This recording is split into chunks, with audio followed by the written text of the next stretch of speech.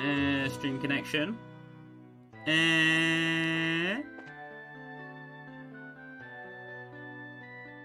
Okay. I'm about 5 seconds behind, but it shouldn't be too bad. Anyway. Greetings. Did you need something? Of course. You need the power of my genius. Not to worry, I understand entirely. Welcome back to Trails in the Sky, 2nd chapter. Today, we make our way over onto Bose. Finally. It's been about a chapter and a half in the making, but here we are. Anyway, we are a bit broke, so Olivier, I'm afraid we need to cook, sir. We require currency of the finest order.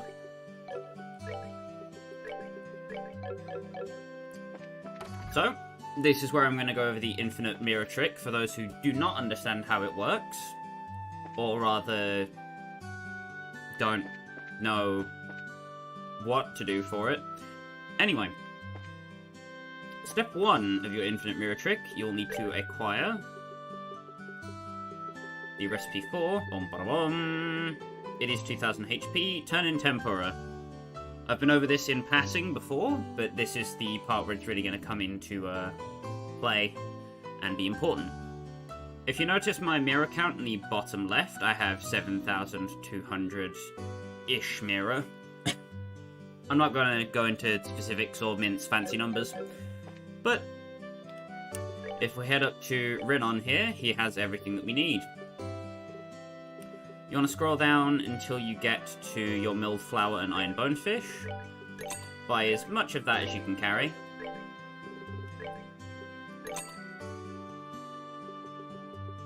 And then you want to scroll down until you get to kibbled salt. Buy as much of that as you can carry, and then buy the same amount of olive oil. And then scroll down to your red peppers, buy those as well. Then, open your recipe book, go down to the turn in tempura recipe, make as much of that as you can.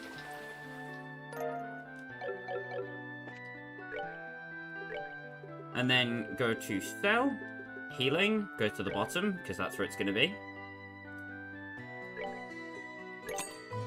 Bam! You'll notice that I made about 3,000 mirror. This is infinite money, although it is very slow. Which means if you are ever low on cash, as long as you have enough money to make 1 turn in tempura, you functionally have infinite money. This is a trick that is pivotal to the upcoming section of the game, as we're going to need to be buying a lot of things very soon. Bose is the commercial city of Liberl, so evidently we're going to be spending a lot of money there and a lot of time. So if I suddenly have very weird mirror counts and they go up and down inconsistently between streams, that is why. It's because I'm doing the infinite mirror trick in between streams. Anyway, if you have taken care of all the side quests in this region of Liberl, let me go over the bounty board, because there is no hidden quest for this area. So you need the ring that flew away, fishing spot search, Elise highway monster, Milk Main Road monster, search for lost cat, nostalgic recipe, die set secret, mine commission, Milk Main Road 2, Esmelis Tower monster. If you have all of those done, you are ready to move on. Your bracer point total should be 212 if you messed up the Ren quest like I did. If you did it successfully, it should be 215. Not 200. Yes, 215. I thought I said 250. My bad. Oopsie doopsie. With that being said, if you are low on health, the sewers is still available to access if you need it. Fine, don't move then. Weird enemy, oh well. So, if you grab that, you can heal your HP and EP to full before you leave. Just make sure you do that, because Bose is going to be rough. There is an infinite HP and EP healing source in Bose, but it's kind of out of the way, if I'm honest. But it is also where we'll be going first, so I will cover that as soon as we get to it. With all of our Rolent-related errands out of the way, it is time to move on. Hey Estelle, heading out already? You just came home. Sure you can't stay around for a while? Yeah, sorry. There's kind of a lot going on. Once our current job's done, I totally intend to come back and take a load off for a while. You really should. We'll be waiting. Anyway, your tickets have already been paid for by Ina. Ready to check in? As always, we should wait for the ship once we check in. Do you have any other business in Rolent before we go? Let's fly. I'll give the guild house a ring and a call the other members of your team.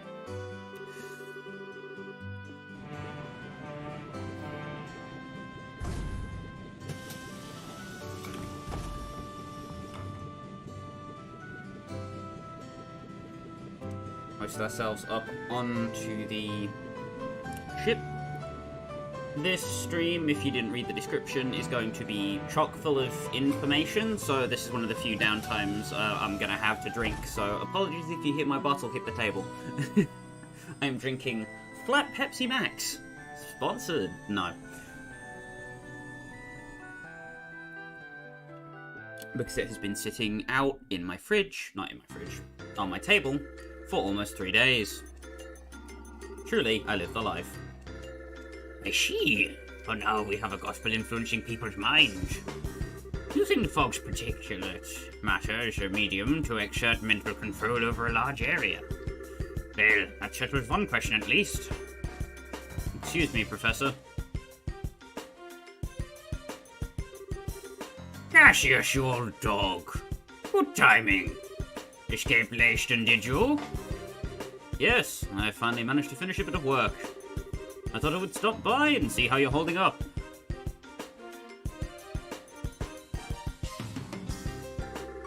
What's this? A report from your granddaughter? Yes, just arrived express from Rolent. Thanks to a teacher's report, I'm quite certain of my theory now.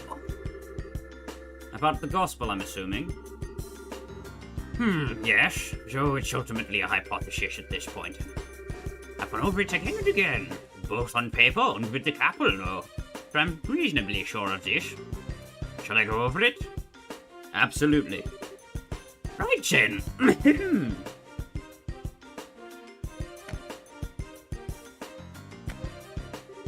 So, what we've been calling the Gospel's over-shutdown phenomenon. Tell me, what do you think it is, based on what you've seen and heard? It's an effect that occurs to any global device located near an active gospel, chaining from one device to another, and it renders these devices inert while the gospel is active. That's how it seems to me, at least. Half right, half wrong. What you're describing is closer to the Orbit anti-shept. That shorts out the internal quartz circuits of an orbment to temporarily suspend its functionality.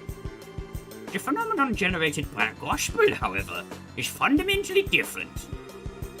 It steals all the gospel energy formed inside an orbment down to the very last joule. So, it's more of an orbal absorption phenomenon then? Yes. To make a comparison to a combustion engine, it's like siphoning out your petrol. But wait. Unless I badly misunderstand physics. That means the gospel should absorb and store all the power, correct? Good eye, lad. You've noticed a very important fact. So, I've measured the gospel after it absorbs energy, but the gospel does not actually hold any of it. Not even a single EP's worth. Is it possible the energy is being vented into the wider environment? No, not at all. The energy disappears completely, utterly, and quite impossibly, thanks to thermodynamics. Furthermore, these new gospels Estelle's group has been encountering. Every time they're encountered, they cause unbelievable phenomena that even our best orbital engineering can't explain. It's unclear how they're causing such effects, but I can say one thing with confidence. And that is, they're too small. I can say with absolute certainty that any device enabling such massive effects could not fit into the palm of one's hand.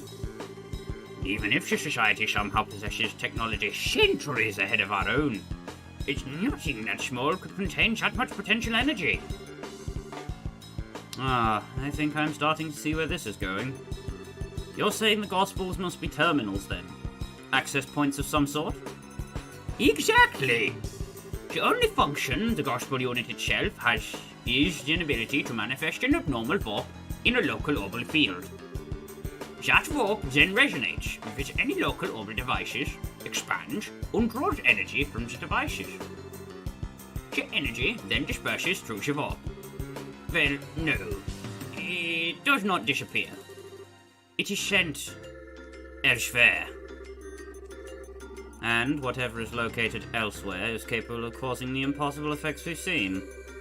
You know, I hope I'm misunderstanding this. I'm afraid you get a passing grade here, old friend. The society can use the Gospels to draw out and spread the power of whatever this thing is. Spreading the influence of a mysterious force. No wonder the society names them Gospels. In that case, the nature of this thing bothers me. As you said, even if it's an augment out of our purest fiction, or... As far as that goes, I'm afraid I have no real clue. I've thought of a small number of possibilities, but that would be poor speculation at this point. Now, Cassius, I will ask you the same question I asked you 10 years ago. We're in quite a pickle. What do you need me to do? The exact words when I asked you to develop the patrol ship. Well then.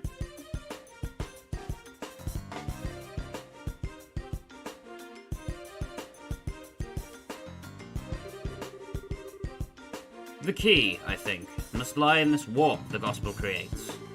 Russell, can you develop some kind of plan or method of stopping the resonance spread? Thought you'd ask that. I'm just about done with my current invention anyway. I'll get to work as soon as I'm done with that.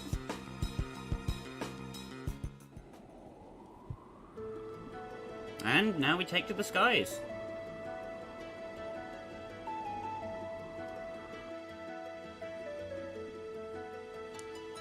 So, first things first.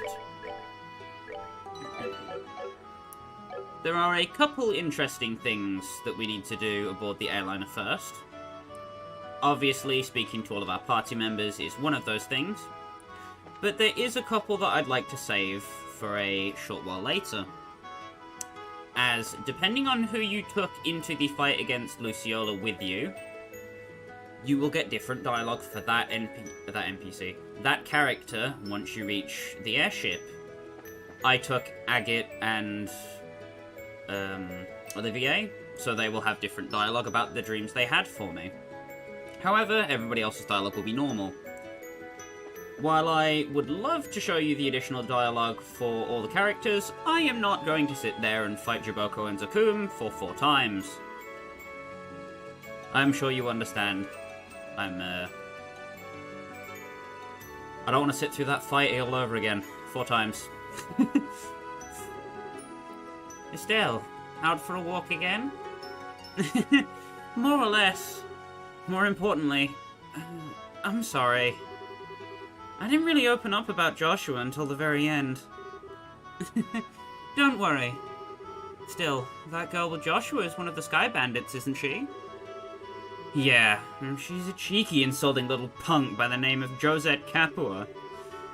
She's also the single biggest tomboy I've ever laid eyes on. People call me a tomboy sometimes. I see.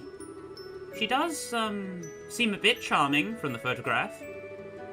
She can be pretty cute if she keeps her mouth shut.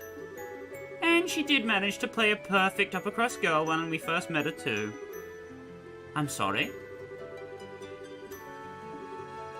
I see. That is impressively dexterous, if I may say so. Well, it does make sense. Since she's apparently former Erebonian nobility. Putting on a face like that is her specialty, I think. Peel away the layers, though, and like I said, at the core, she's a cheeky classless little punk. From what I've heard, I can't really find cause to hate her. I suspect that if we found a chance to talk, we might have quite a lot in common. Yeah, I can't see that happening. We'd slide off each other like oil and water. Our personalities wouldn't fit together. Trust me. Maybe. It's been ages since I've been to Bose, come to think of it. I think the last time was when Jill took me on a little shopping spree at the Bose market.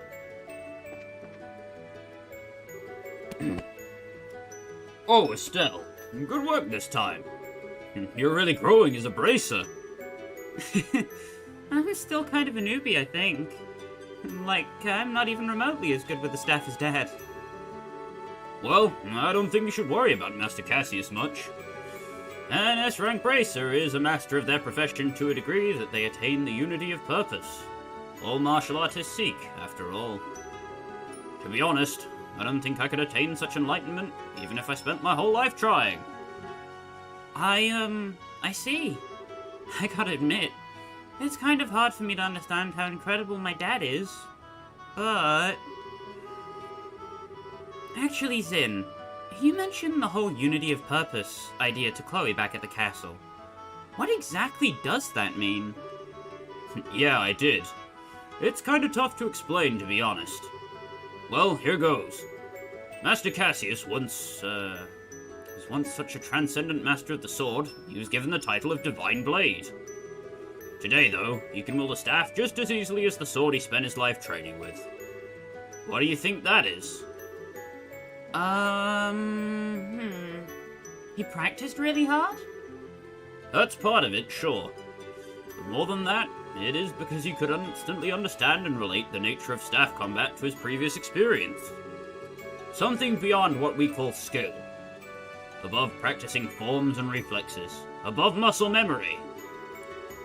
Think of it as a mental state, where one can grasp the true nature of all things and control them at will. That whole concept is what we refer to as unity of purpose. The true nature of all things, huh? His plan to push back the Imperial army during your war was the same, I'd bet.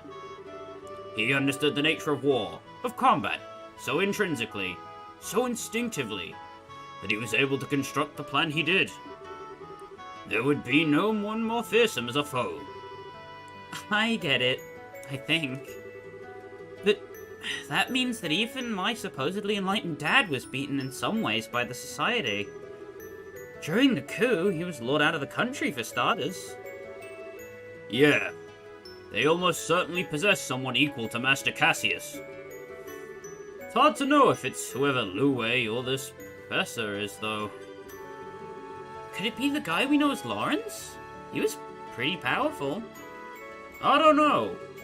He is incredibly skilled, sure, but I doubt he could match up to Master Cassius.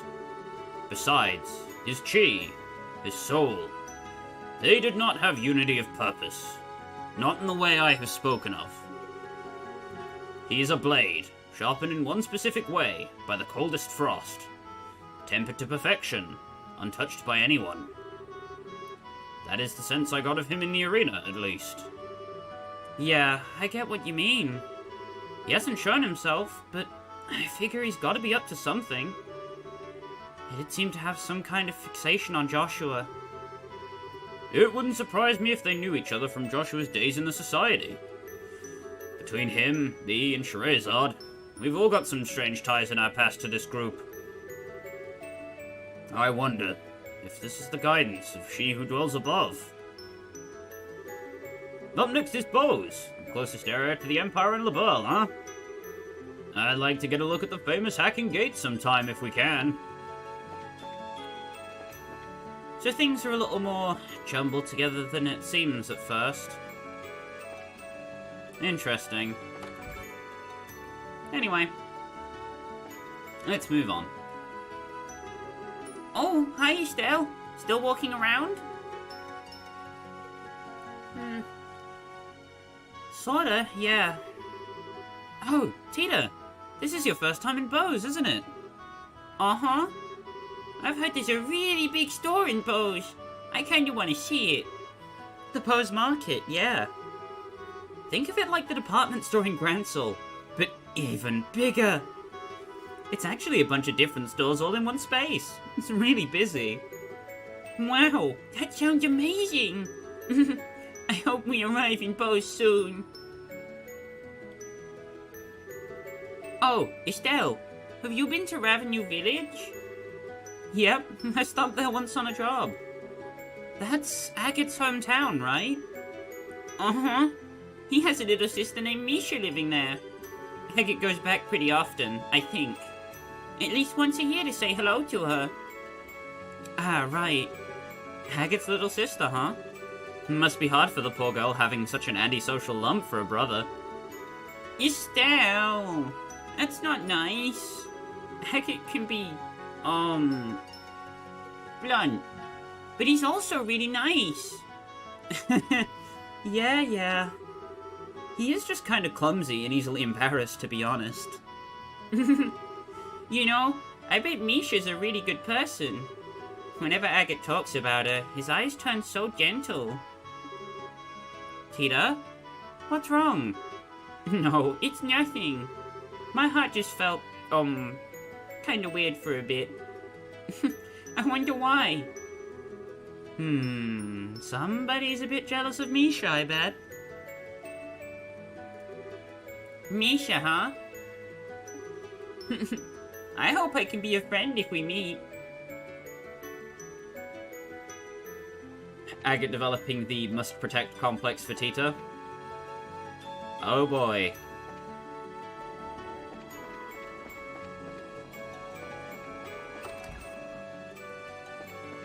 We'll get to Scheherazad's thingy-bobby in a bit.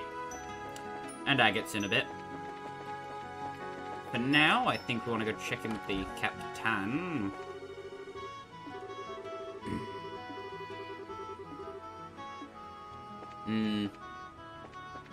Well, let's start with our dream trio, shall we? Agate is the most personal to where we're going next, so I'll leave him be for now. I want to pry Scheherazade for some information.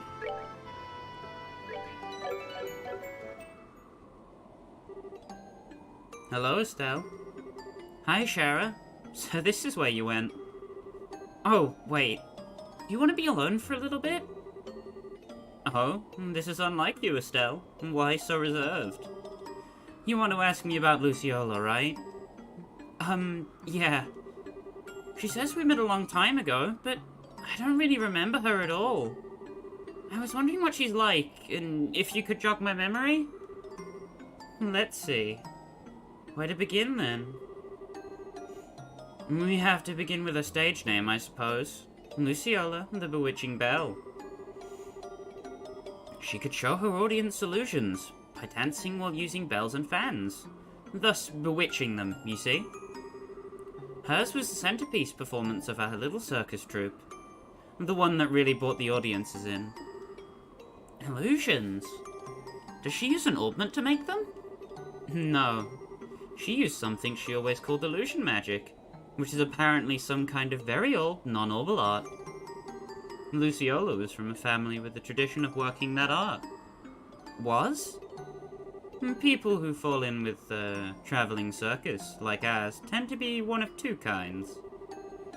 People who had cause to abandon their previous homes and families, or people who never had such things to begin with.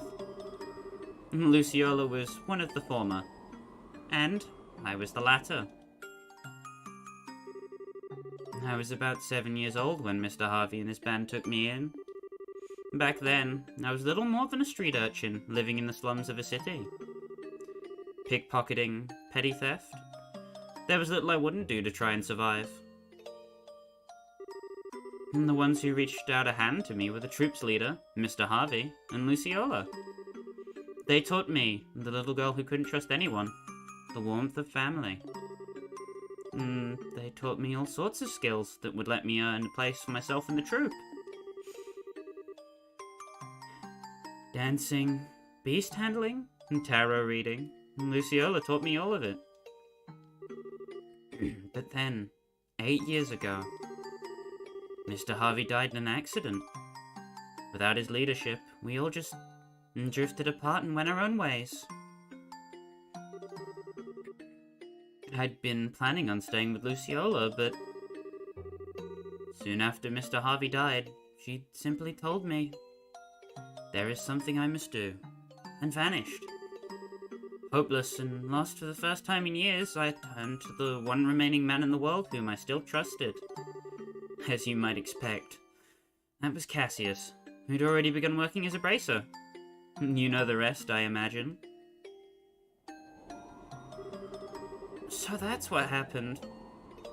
I had no idea you'd gone through something like that. The reason I aimed to become a bracer at first was to improve myself. I wanted to be able to live and prosper on my own. Show Luciola just how far I'd come when she returned. But, well, it has been 8 years. Perhaps that was enough time to re-examine my reasons. Shara. Aw, don't make that face. Like Zin said, I don't intend to simply fight her without saying a word. I want to hear Luciola's story from her before I do anything. I have to know. What possible reason could have made her associate with the Society? Yeah, that sounds good. I've got your back, Shara. I'll do anything I can to help.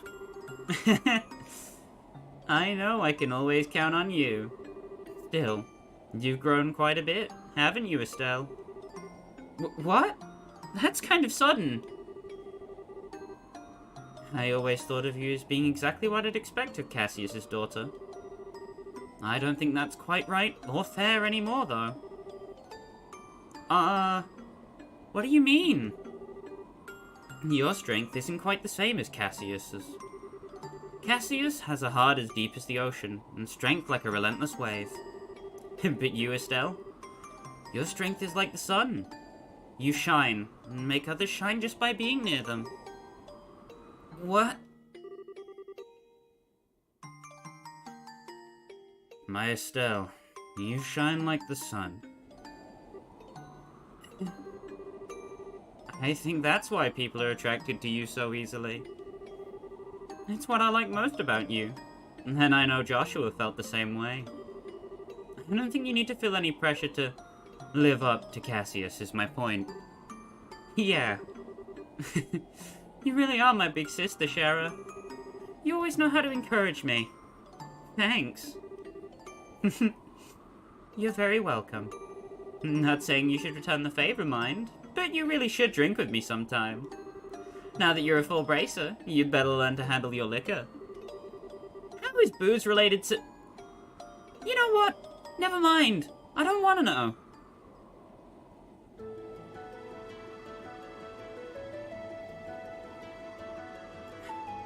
That scene always gets to me, just a bit. Just the... being reminded of Joshua and the relevance of that statement. Kind of helping Estelle find her own identity and reaffirming her own strength.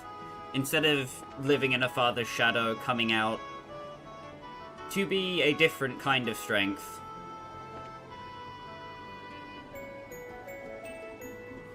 It's just metaphorically sweet.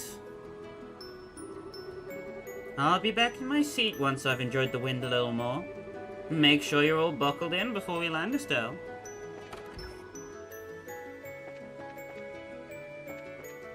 Next up, here is the second person that ended up in Luciola's dream realm, Olivier.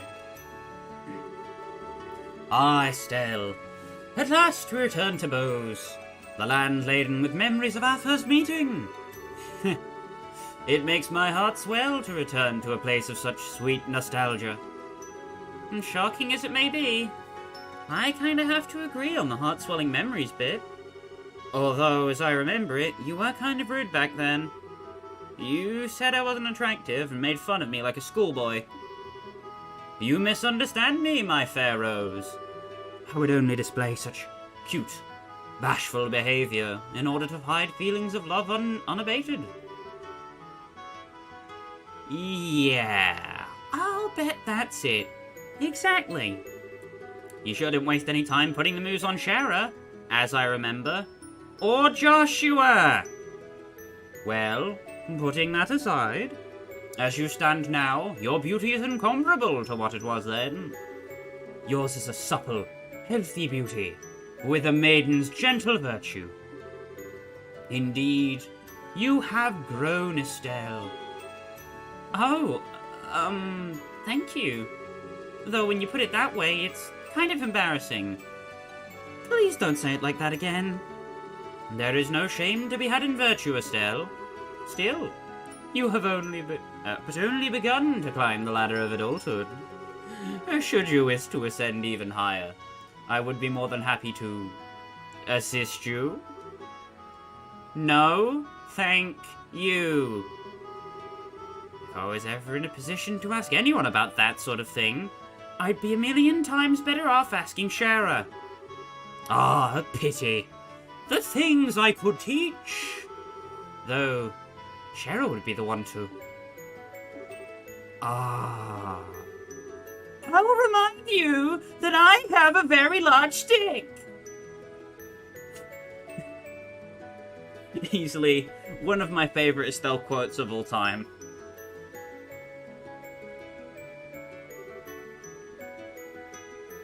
And here's the bonus dialogue. Oh yeah, Olivier, you were put to sleep there too. Did you dream like I did? Ah, I suppose I did.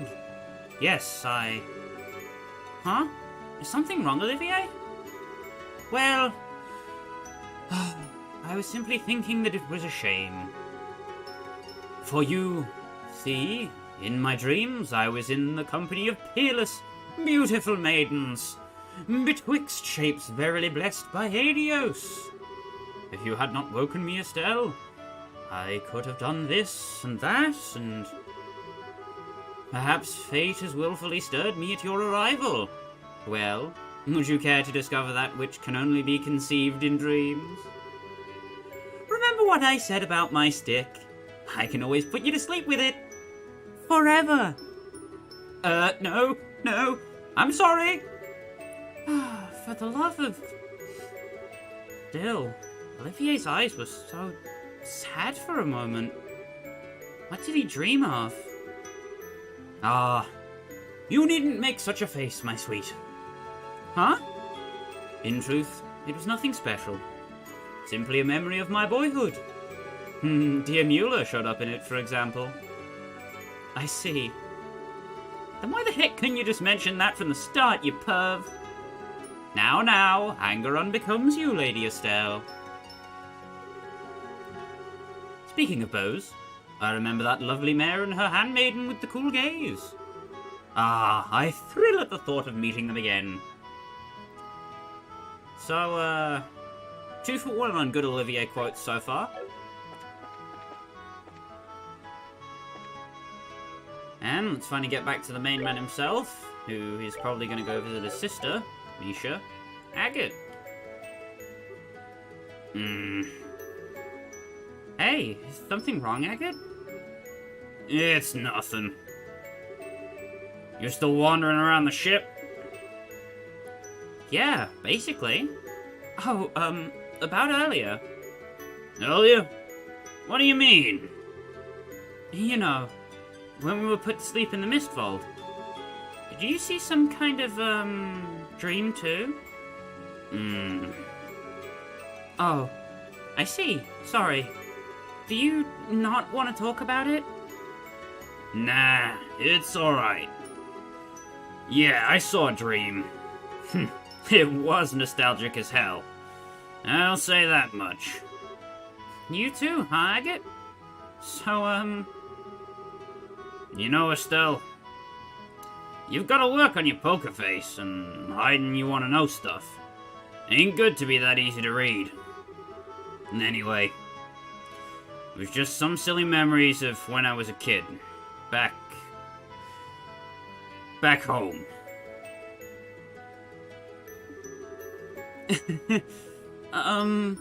Sorry about the eagerness.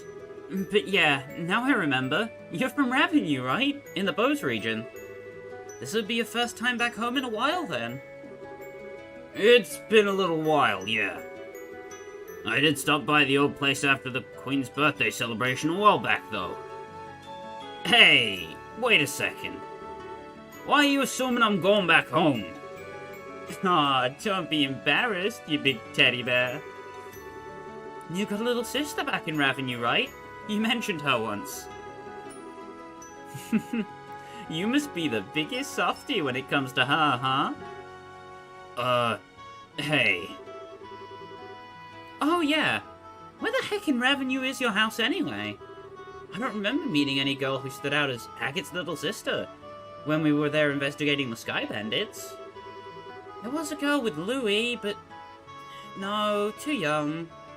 And I think your little sister's gotta have your hair. I'll introduce you to Misha soon. Assuming we have some reason to visit anyway. Yeah, please do. And in that case, we'll have to bring Tita along too. What? Why would we have to do that? Tita's kind of attached to you, in case you haven't noticed. She'd be pretty let down if you didn't introduce her to your sister, you know. Oh, I get it. You don't want Misha and Tita to meet, What? Now I get it. They might get together and get in lots of trouble like Tita did with Ren. Or they might get jealous of each other. Being an older brother must be hard work. Oh, that's what you meant. Huh? Well, don't worry. I'll clean up any mess that happens. I've gotten pretty good at Tita herding. So you just go ahead and introduce those two, crazy kids, and I'll make sure nothing blows up. Yeah, thanks. I'll be counting on you for that. Let me just say this. I'm only heading back to Revenue once we're settled with this job. I don't think you're just gonna drag me out there or something. Oh, you jerkface.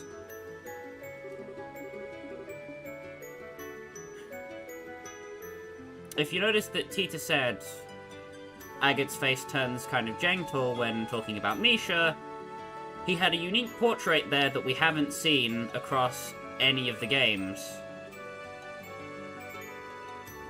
When he was talking about Misha. It's the attention to detail that makes the Sky games what it is. It's the stuff that they can convey in sprite form that they can't convey in 3D models, like in the Cold Steel saga, that I much prefer the trails in the Sky games for. But that's just my opinion.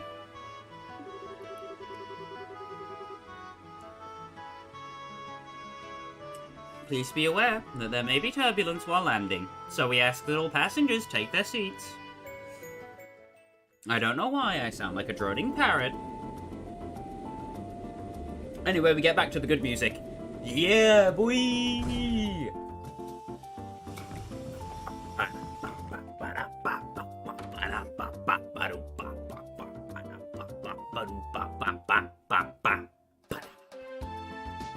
Ah, I love the Bose music so much.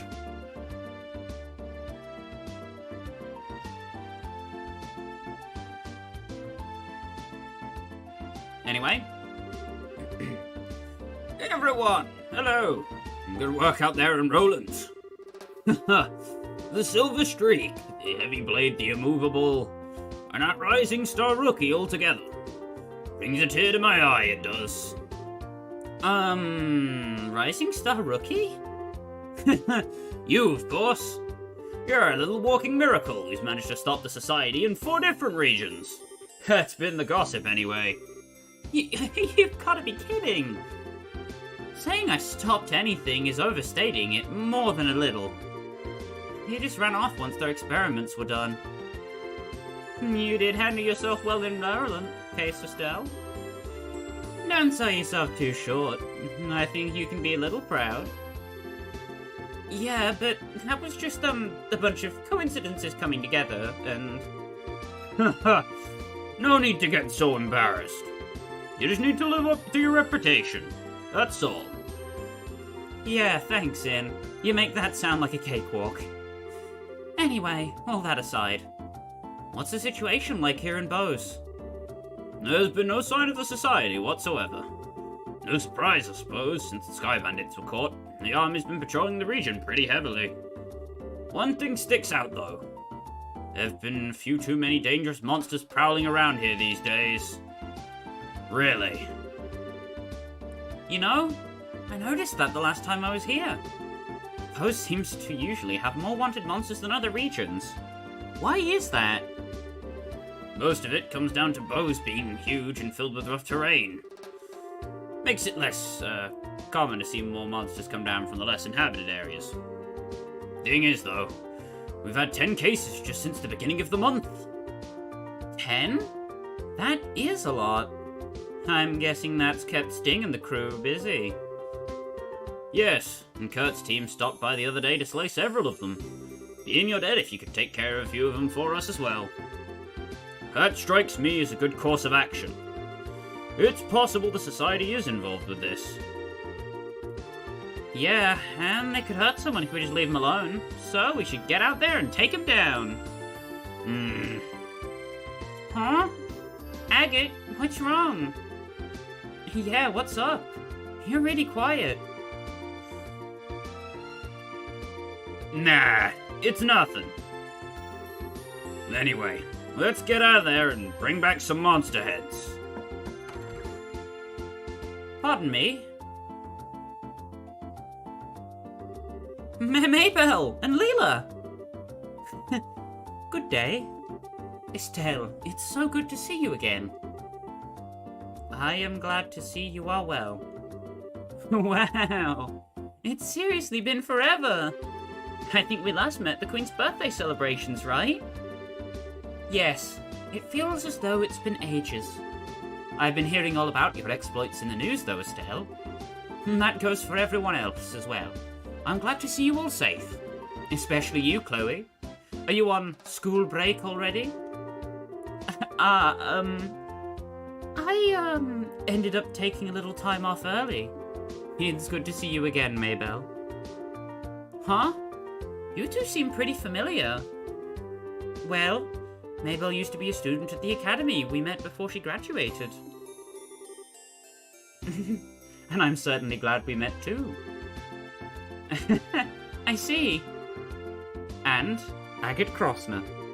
It has been some time, sir. Suppose so. Hang on, Agate? Mabel? You know each other? Oh my, yes. I've relied on Mr. Crossner a number of times for various jobs only he could do.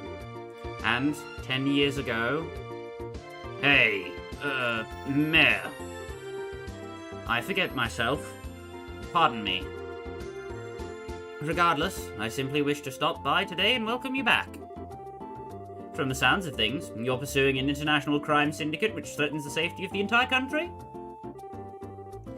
An international crime syndicate? Sometimes they feel more like a society of supervillains, but that's one way to think of them, yes. So, as far as the city of Bose is concerned, the threat these criminals pose is not someone else's problem, it's everyone's.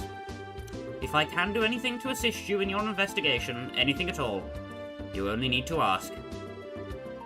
Thanks. If we need your help, we'll definitely ask. We'll be expecting a lot from you, Mare. Excellent. Now, I'm afraid I must excuse myself here. Should anything come up, please visit me at my residence. Pardon us.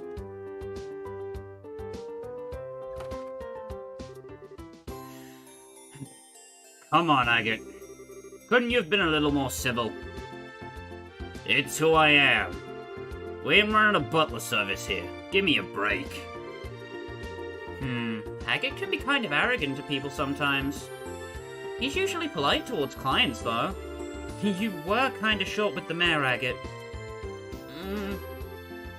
You're imagining things. More to the point, I remember talking about us bringing back some monster heads.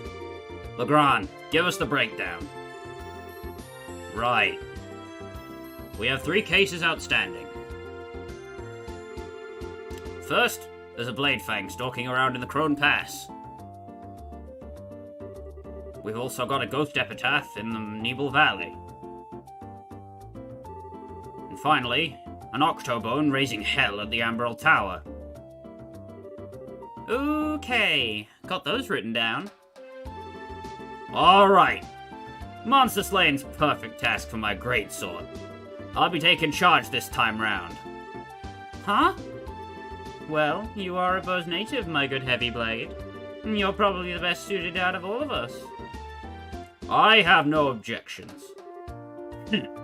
Decided then. Go ahead. Pick us a team, Estelle. You're being suspiciously gung-ho about this, you know.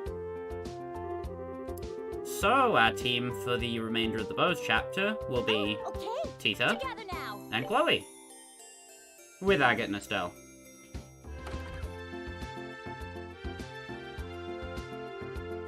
This is not the best team ever, but it is the most plot accurate, so it's the one I'm going with. I would highly recommend some strong physical attackers, and at least one good arts caster, so Chloe fits the bill there.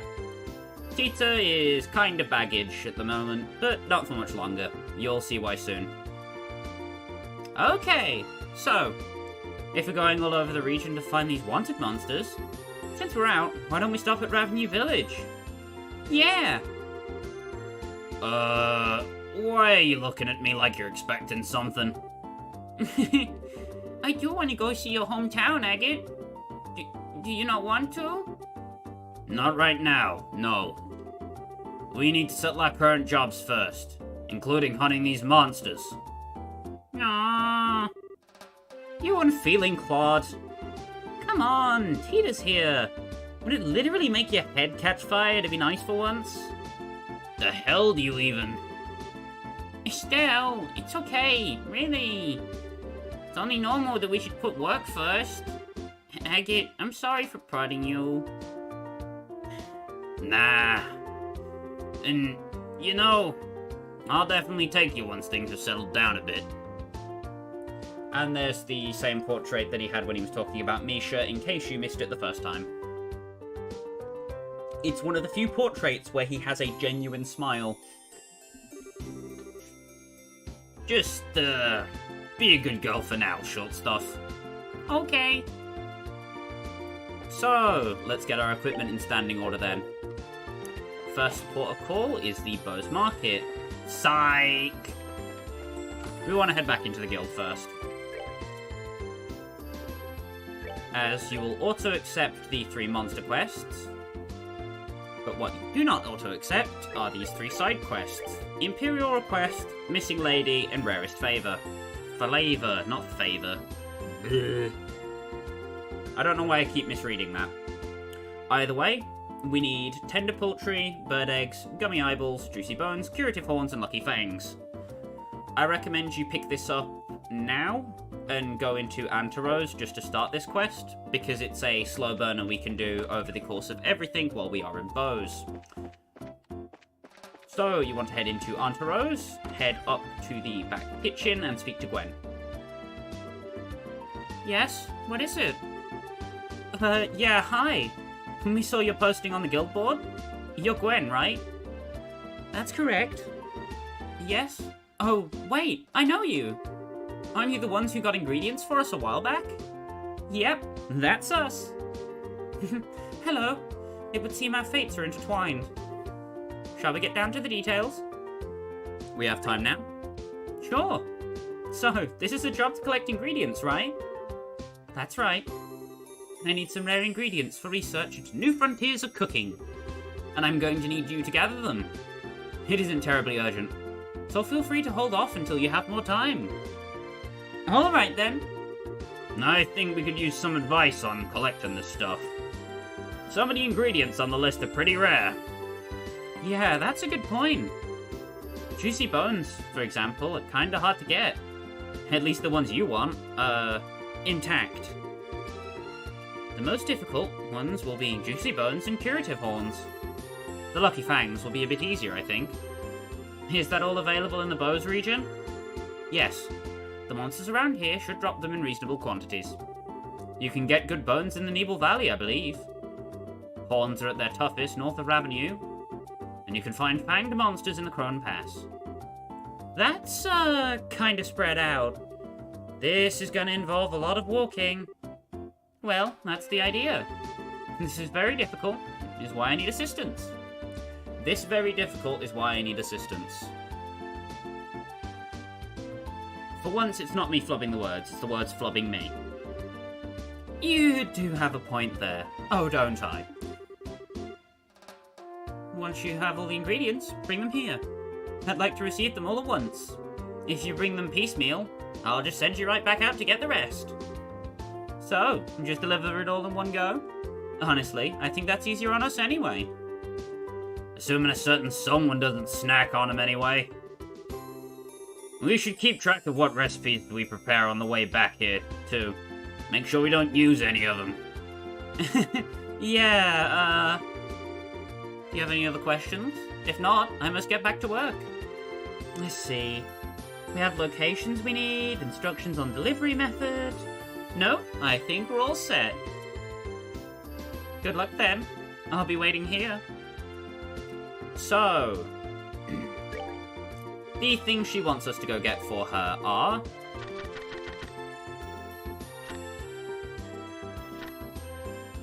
10 tender poultry, 10 bird eggs, 10 gummy eyeballs, 5 juicy bones, 5 curative horns, 5 lucky fangs. You may already have all of these ingredients.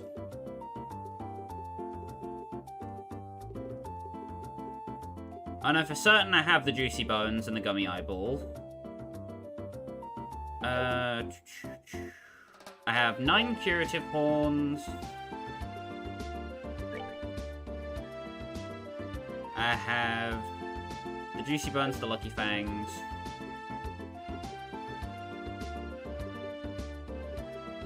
I have the poultry. I think I actually already have everything I need.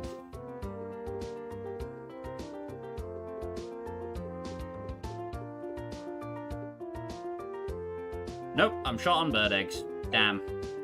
Oh well. That's okie dokie. Bird eggs are the only thing we need. You can farm all of these in Rolent before you come here to get the quest done as soon as you arrive, which is helpful, but ultimately not necessary, as we will be going everywhere anyway. So we'll get a good chance to go and collect all the ingredients regardless. Primarily, before we leave town, you want to head over to the Bose Market.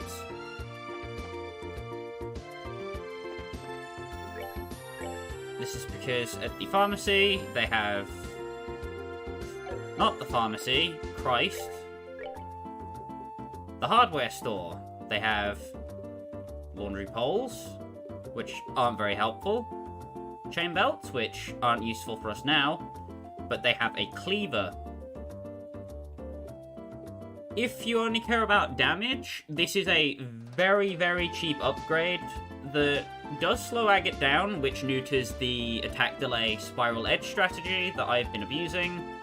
But if you just want more damage on his S-Craft, Cleaver is the way to go. For clearing out normal enemies and not dealing with bosses, Cleaver is nuts. It's also fairly cheap, so picking one up should be on your list of things to do. I don't know why I forgot to grab one.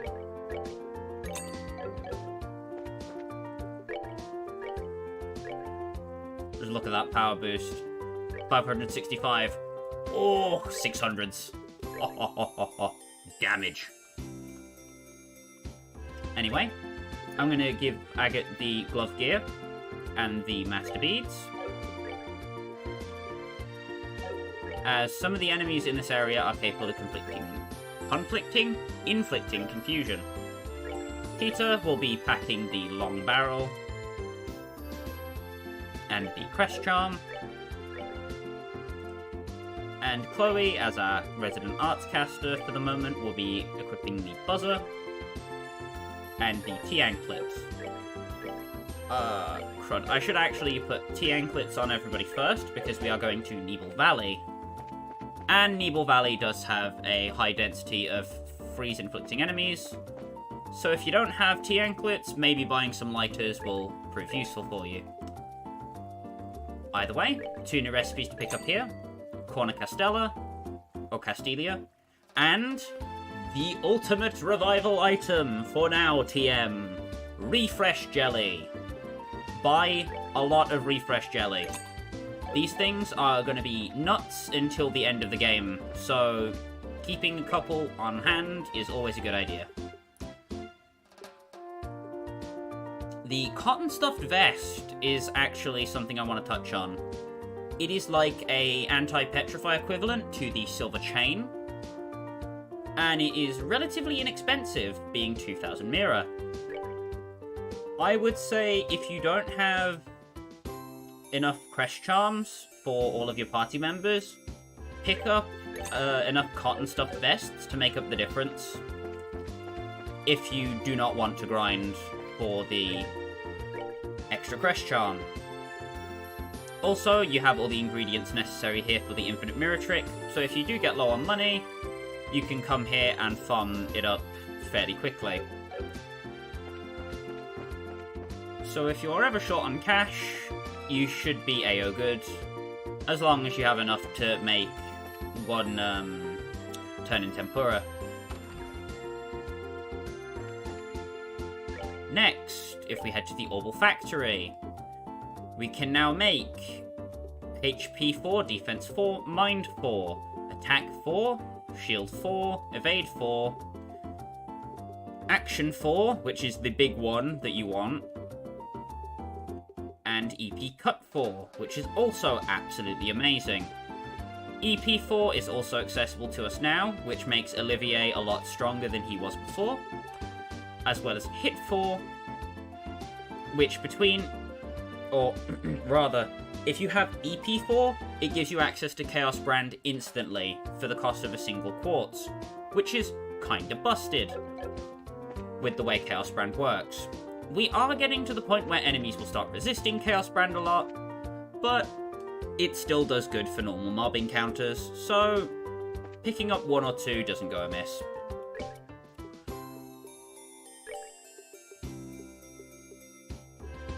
EP Cut 4 should be your top priority first. You want to get 4 of these as fast as possible. But an EP4 is also a good stopgap if you aren't close to it. Anyhow, Arms and Guards. We haven't been to one of these in a while. We have the Edelstaff, the Sturm, the O-type Orbital Gun,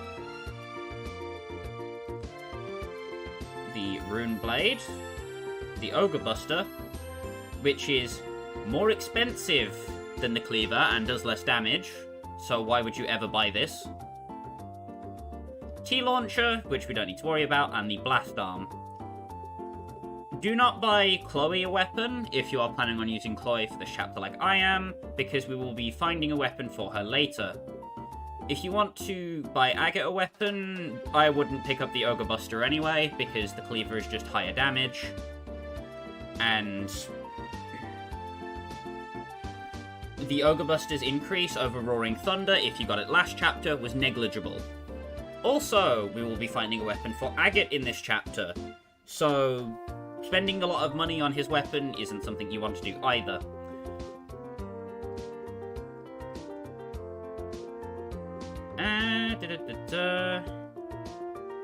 The footwear is potentially useful. The protect gear is also very nice if you're lagging behind on defenses, but I personally am not.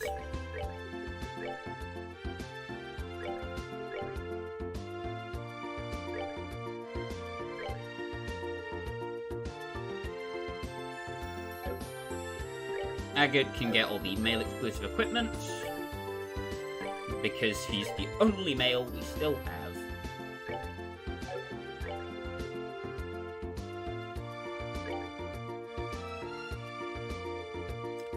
Either way, we are AO good from this point forward, I believe. Everybody is outfitted decently. Next, let's get on to our orbment setup. I removed all of the orbments from everybody else, for now. And we're going to want to go into the arms and guards. And as much as I'd love to make that attack 4, I can't do it. Because we need slots.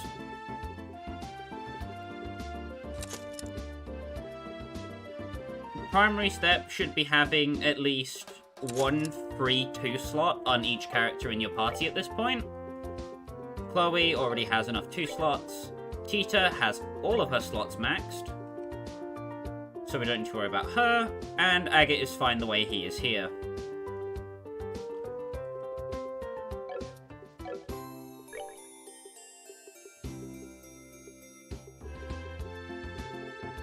Now, the instant thing I want to rush here... Where the honk?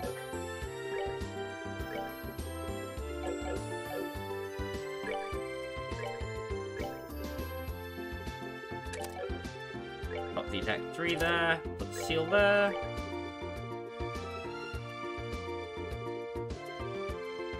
Agate is going to be killing a lot of monsters. For that purpose, we are going to give him Septium Vein.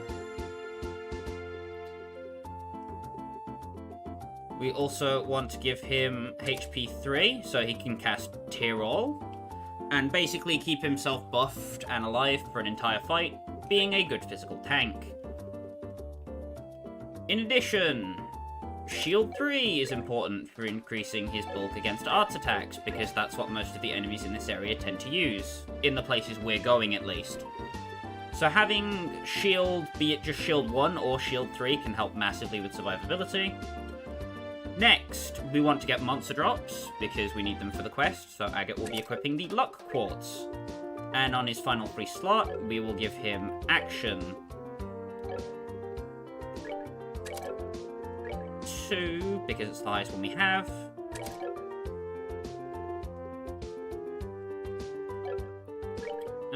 And that doesn't do anything for us different, so I'm just going to put the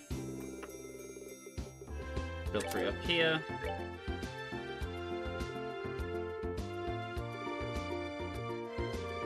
Could also put a cast 2 on him if you want him to heal faster, but that's ultimately not necessary.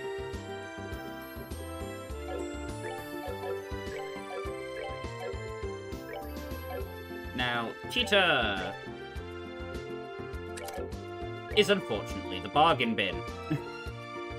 In the nicest fashion possible, we have almost nothing for Tita to be doing at the moment. So for that purpose, she is the Chaos Brand bot. The Deathblow Quartz 1 would be useful, if it wasn't already taking up the slot that her blind would be occupying, sadly. These bottom 2 slots are going to be reserved for the quartz that give her access to some healing arts. I believe Lateria is 8, yeah. So getting those HP 4s is going to be pivotal as soon as we can, so we can have 1 quartz Tirol access, which we'll get to when we get to it, because we'll get to it soon, believe me. As for what has more value here on Tita, it's definitely Shield 3. And then she's going to be dying almost instantly anyway, so attack 3 is going on her as well.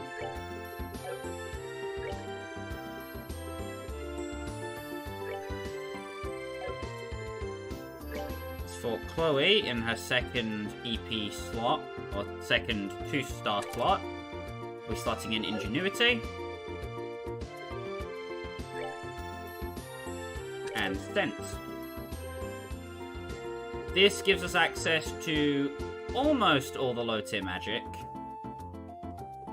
If we had slightly more earth quartz, we could pull something crazy off, but unfortunately, we don't have enough wind quartz to make zodiac work as well.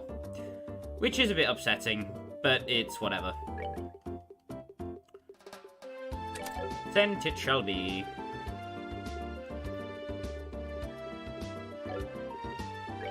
So this is going to be my setup going forward for a little bit.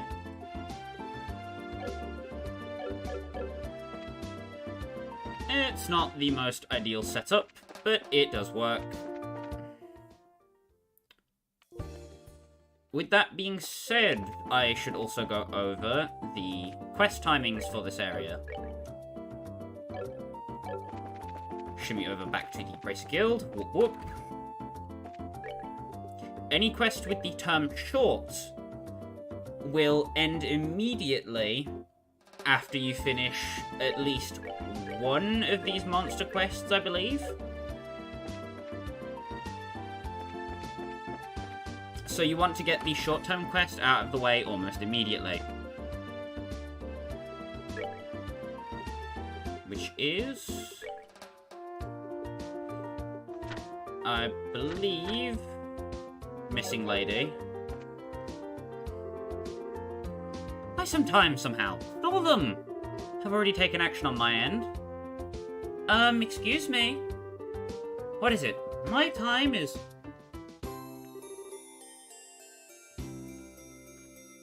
Oh, wait, you're... Huh? Hey, you're Raina, right? Yes, that's Raina. You met her during our investigation of the Academy. Hello, Raina. I didn't expect to meet you here. Even Chloe is here? Goodness.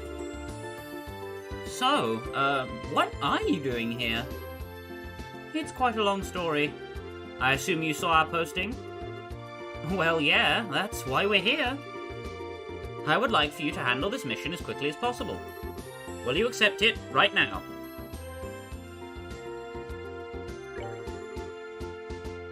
Sounds pretty urgent. Let's get to it.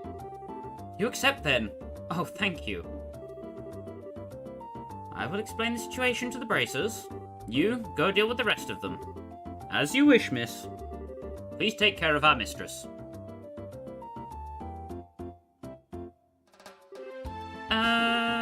Yes?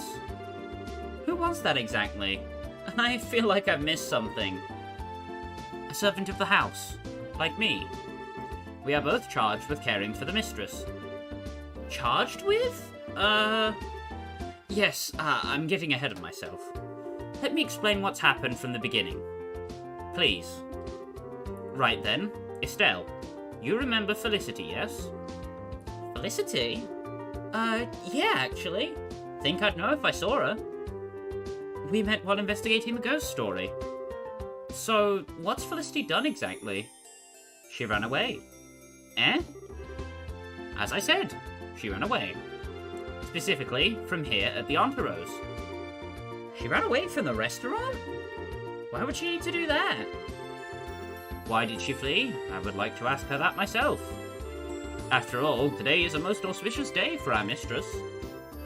And what's that supposed to mean? Take a look over there by the corner. Hang on, that's... the son of a certain Erebonian noble. Yes. He's travelled far into what most Erebonians consider a barbarian hinterland for a wedding conference with our mistress.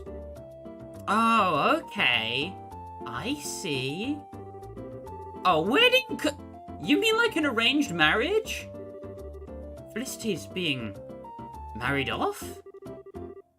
Student she may be, but the mistress is 16. As a daughter of a noble household of the Erebonian Empire, it is shameful for her to have no proposals. Now just a freaking second! There are kinda more important things than your family's high and mighty honor, or whatever. Have you considered what she thinks? This proposal comes from a person of notable lineage and personal status. If Milady Felicity meets him, I am sure she will find him compatible. That's so not the problem here. Man, I can kinda see why she fled at this point. So can I, to tell the truth. I think I'd try to flee from something like this myself. Don't think any of us can blame her. I just wish she'd thought about how this would get other people, other than herself, wrapped up in this mess. You are, of course, entitled to your own opinions. I will refrain from voicing my objections. What matters now is not a debate over the merits of free love, but bringing back Mistress Felicity. Yeah, moral debates aside, her being out on her own, out of contact with everyone, isn't helping anybody. Least of all her. Any idea where she could have gone to? Felicity's personality is such that she tends to go off as far as she can once she's committed to something. I suspect she's gone quite some way at this point. Quite some way, huh? Other side of the city, maybe? Shouldn't we go onto the roads? Quite the opposite, in fact. We know she is nowhere in town. In other words, she is taken to the roads by default. On foot. What? That's really dangerous right now with the way the monsters are. Ergo, my request. Do you understand now how severe the situation is? Damn. Say that first instead of distracting us with the wedding stuff. Any idea where this girl went? I'd take a vague direction at this point. The mistress said again and again she was returning to the academy. Beyond that, I fear I cannot help you.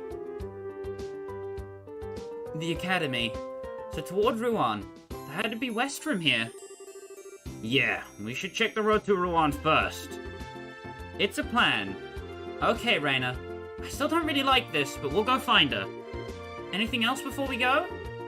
Yes, Given everything, may I ask you to convey a message to her? Sure, what's up? If you would, tell her, you're such a coward. That is all. What? You're really sure you want us to deliver that? I am sure. Call it a calculated action. Fine, whatever. Let's just get this done. Yeah, fine. We're off then. Good luck to you then.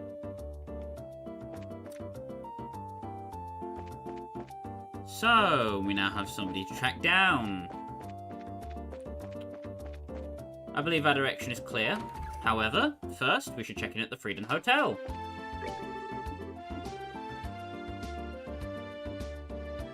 If you speak to the guy at the front desk, at the moment our hotel is playing host to the Imperial Ambassador.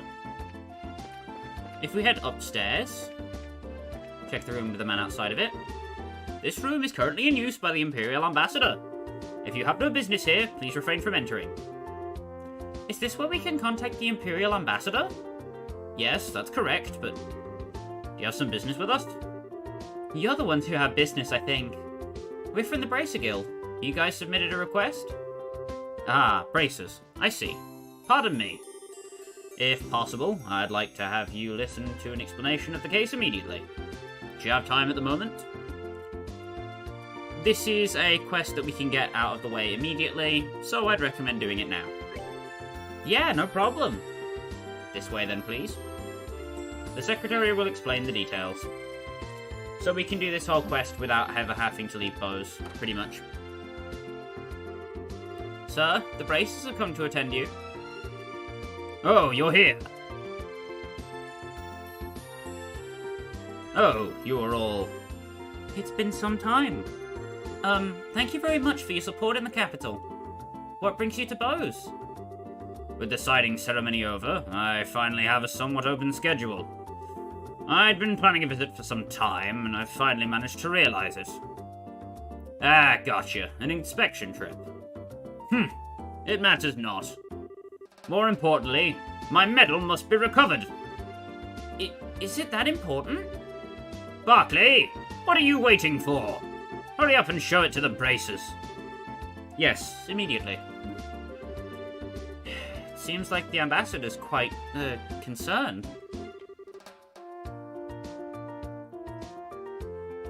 Well, it's not an unreasonable reaction. This event is quite the serious crisis for the good ambassador. After all, that medal is an heirloom of great honor and glory bestowed directly from the Emperor. To have that stolen is a slap directly to the ambassador's face. Should news of this reach the fatherland, the good ambassador would be the laughingstock of the capital. the laughingstock of the capital. Isn't that a bit, extreme? I'm afraid not. I love my country dearly, but a blunder like that would be blood in the water for the high society sharks. Should the rumour spread, there is no doubt that his reputation would take quite the beating behind the scenes. Yikes, talk about nasty. Erebonian society really is a scary place, huh? Seriously. This is the fate of those who live in politics. Do you understand now why we asked you to come? I see. I think I've got it. So, what's this thing the ambassador talked about? He acted like he wanted to show us something.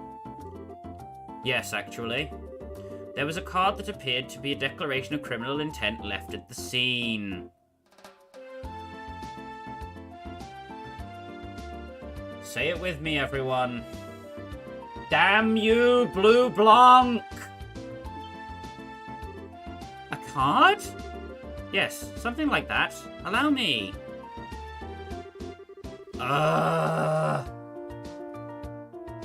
Lovely prince and your escorts. The bell of judgment draws near. My iron horse's medal is in my hand. Should you desire to reclaim it, strike through mine riddles. Your first key is the following. Spell recool back the in flower.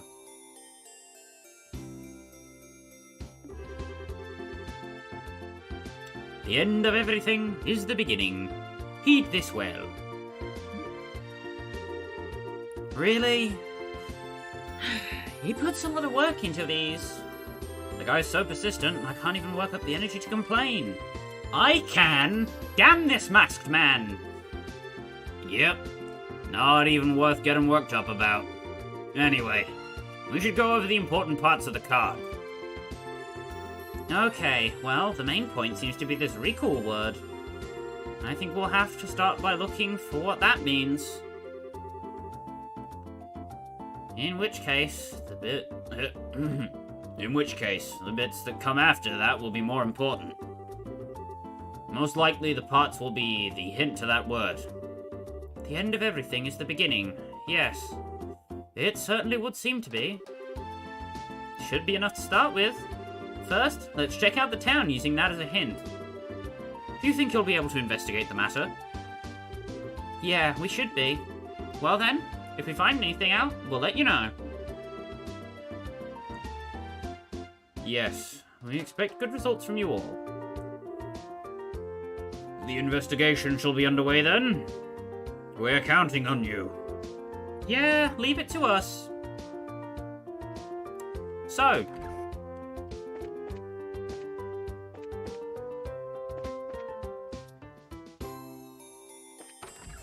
if we head to the south block,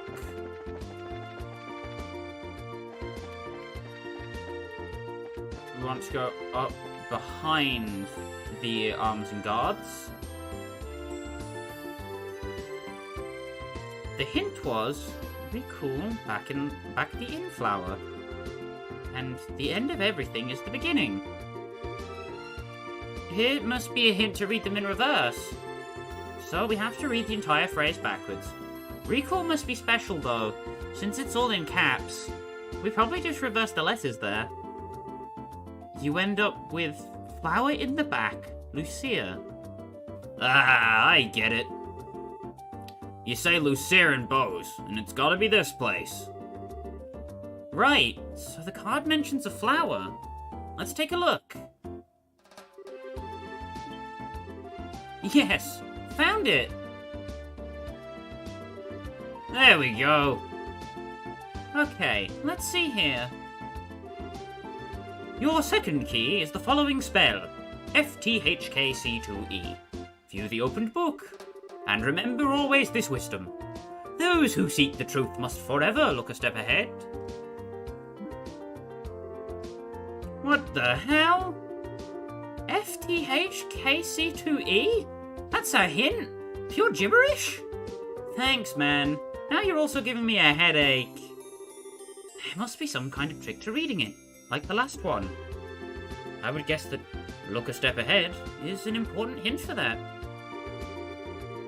One way or another. How about we just look around the town? Maybe we'll figure something out if we wander a bit. Yeah, just sitting there ain't gonna do much for us. Let's get moving. Yeah, let's go. So,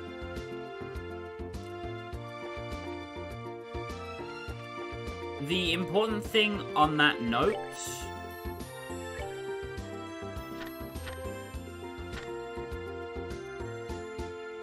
those who seek the truth must forever look a step ahead. If we solved this case, we would already be back at the Bracer Guild. Nudge, nudge, wink, wink. Head up to the 3rd floor of the guild house, and there is an open book on this table. When Estelle investigated the book, she found a card stuck to it. Okay, found it. Let's see. Should you seek the 3rd key, seek ye the reverently held casket. Yup, we've got it. FTHKC2E. Advance each letter by 1, and it becomes Guild 3F, the 3rd floor of the guild house. That's the riddle solved, I guess. What the hell? Seriously? Right in the middle of the guild house? The clown's trying to mock us. We'll have to show him what mockery gets you next time we see him. Yeah, no kidding. The next thing is a reverently held casket, right? I don't think he means it literally. Pretty safe to assume so, yeah. There aren't exactly a ton of caskets just lying around in Bose. My thoughts exactly. Starting to get into the clown's head, huh? Speaking of heads, let's put ours together and figure out what this casket's supposed to be. So, the hit this time is reverently held casket. Go to the international airport. I believe we want to speak to... No, wait. It's just go straight here. I thought you had to speak to the attendant to get permission to come down here and do it, like in Ruan, but no, you just touch it. Poke crate. The reverently held casket, huh? Calling it a coffin's a bit of a stretch, but it is being held like it was holy. Yeah, but there's a problem. I don't see that bozo's card anywhere. That is weird. I'm sure this is it, though. Wait, I know. I bet it's on the bottom of that thing.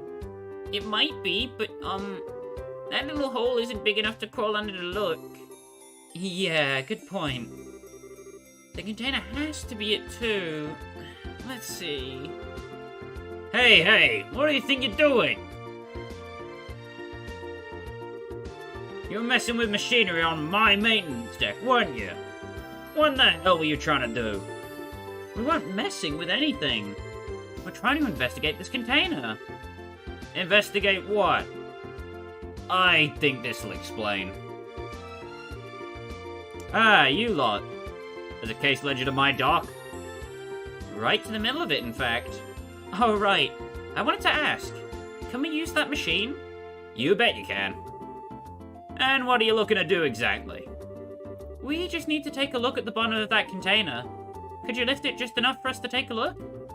Sure, I suppose. Wait here a second. Alright, here we go. Alright, it's locked and safe. Should be able to get a look now. Thanks, mister. Come on, let's see if there's anything there. There was indeed a note attached to the bottom of the container. And here it is. Thank you, sir. That's all we needed. Great. Let me get this container back down then. Seems you found what you were looking for. Thanks for helping us out. Don't worry, it was no big deal. Anyway, I don't know what you're investigating, but good luck with it. Well, I need to get back to work. Of course. Thanks again.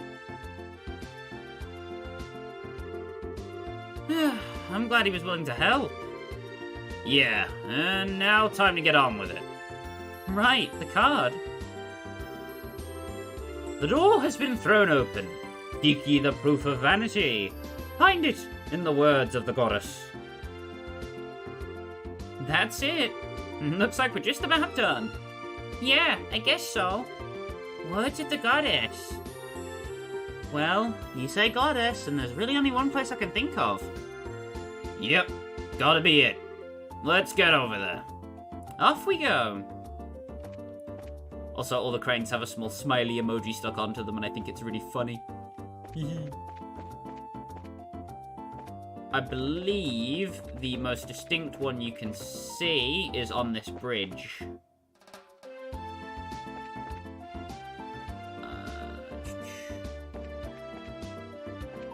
Oh no, that was in first chapter. Oops. But yes, all the forklifts and stuff have a smiley emoji on them. Which I just think is cute. Anyway, if we head into the chapel, I want to go into the room on the left, which is here. Head up and examine the Bible. These are the testaments of the Septian Church, aren't they? Do you think this could be the word of the goddess the clue was talking about? You're right on target. Testaments are supposed to be stuff the goddess said put to paper, so makes sense. Now that you mention it, I remember learning something about that in Sunday school. Anyway, let's check it out. She found an iron medal wedged between the pages. Found a medal with a two-winged horse and a sword design. Sweet! Found it! But man, just look at this thing. A little imposing for a medal, don't you think? Imposing is right. Still, I'd say the design is pretty apt for an Erebonian medal. So it's a cultural thing? I never would have guessed. Plus, what with Ambassador Krennic wearing it and all, this medal's gonna need the impact of a boot to the head. It kinda works in a way. That's one way of putting it. Any less showy on a guy with that kind of presence, and nobody would even notice the damn thing's there. And that might be even more true now than ever. He looks scarier than usual. Probably because of the medal being stolen. Now that you mention it... well, whatever. At least we found it. Let's go give it back to him. Is it true? You really found my medal? Yep, we got it. Well, here, showing you is probably the best way. Let me return it to you. Oh, Mark, truly is my... You found it! You really found it! I hate to interrupt the moment, but... is this something or other the medal what you were looking for then? It's not a something or other medal. It's the Grand Cordon of the Order of the Winged Stallion. This is no ordinary medal. It is an exceptionally high honor that all long to receive and few ever obtain. Who the heck can even remember something that long? Did you say something? No, nothing. Anyway, it's the, right medal, cordon thingy, right? Yes, most definitely. This voids the worst possible scenario. Now, if the criminal responsible could just be punished, things will be settled. Do you have any idea who the criminal might be? We've totally got an idea, but... unfortunately, where they went is another matter. What? Is there no way you can capture them? Not immediately, no. One who we've got our eyes on, the culprit, is quite the well-known thief. Have you heard the name Phantom Thief B before? Phantom Thief B? He's been appearing in Liberl? Ah, so you do know him? Yes. He reigned havoc in the Imperial capital for some time. He was a man who could not be captured, even by the Imperial army. It seems I should be glad that my medal returned at all this time. Yeah, seems that way. Barkley? Sir? Do you have the item prepared? Yes, here. While I feel some regret that things did not proceed to capturing him, against the infamous Phantom Thief B, you can hardly be blamed. You recovered my medal in good order and maintained the dignity of the Empire. in acknowledgement of your great services to the Empire, I, the Erebonian Imperial Ambassador, grant you this Eisenritter's Medal. Estelle was granted the Eisenritter's Medal. She did her best to keep a straight face. Ladies and gentlemen, congratulations! Congratulations! I certainly wasn't expecting this. This is kind of embarrassing. Oh boy. I understand your speechlessness at being awarded such an honor. It must be very hard for you to contain yourself. Ah, sweet youth. I was the same when I received my first medal. However, do not feel unworthy. No, your efforts are more than deserving of this.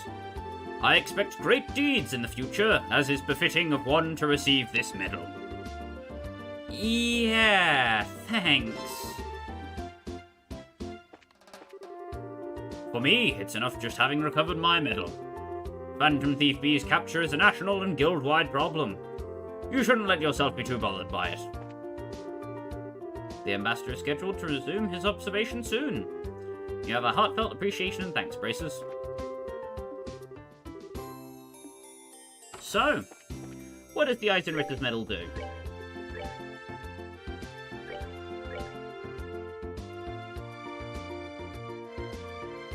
Defense plus 20. Prevents, seal, and mute. If you have played the Cold Steel games, this is similar to the Yellow Pendulum. This is vital to have on somebody by the end of the game.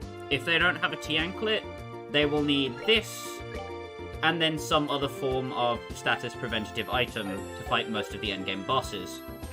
Getting the Eisenritter's Medal, even if you're not going for max BP, is something you should do every playthrough, as it's fairly quick to get, and the general usage of it is quite ridiculous. Either way, that's 5 brace points for us. Let's stop off by the last place on our list before we leave. Kirsch's Bar.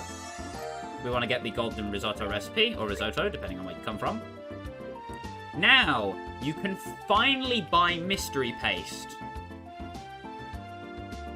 If you thought Tiro Bombs couldn't get any more useless, mystery paste heals more than the Tiro Bomb by 400 and cures all ailments. Why would you ever bother with a Tiro Bomb again is my question. Anyway, we want to get the Flame Tongue Stew, just to have the recipe down. And mystery paste, I'd recommend buying a couple, as the healing factor is not as important as the, well, you know, the not being inflicted with a status problem. If you end up in a sticky situation in a fight, the mystery paste will probably save your life. Anyway, if you speak to this man outside of the Bose Grand Market, it's Orvid. Oh, you were in Minoria last, right? So you're in Bose now? Yes, I'm coming to the end of a long road. My ultimate goal is to secure a deal with the Entourage. The first step is going to be selling some of my ingredients in the market. I kind of feel like I missed something again. So your goal is to sell stuff to the Entourage restaurant, but first you're going to sell to the market? Why?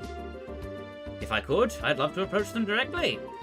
They won't deal with anyone who lacks an introduction from another more trusted source. Given how famous they are, it's only natural they'd be cautious. Yeah, I guess that's the Entourage for you. They can be kind of snooty. So, you're working in Bose at the moment, I take it? Yeah, some stuff happened. Speaking of stuff, though, we actually have a job from the Entourage now that I think about it. Yeah, we're collecting some ingredients from ourselves. What? Collecting ingredients? And for the Entourage itself? Yeah, it's been kind of a pain in the butt. They're looking for some really weird stuff. How interesting. What ingredients do you need out of pure academic curiosity? One sec. I've got this list in my notebook. Estelle showed Orvid the list of ingredients from the Enterose.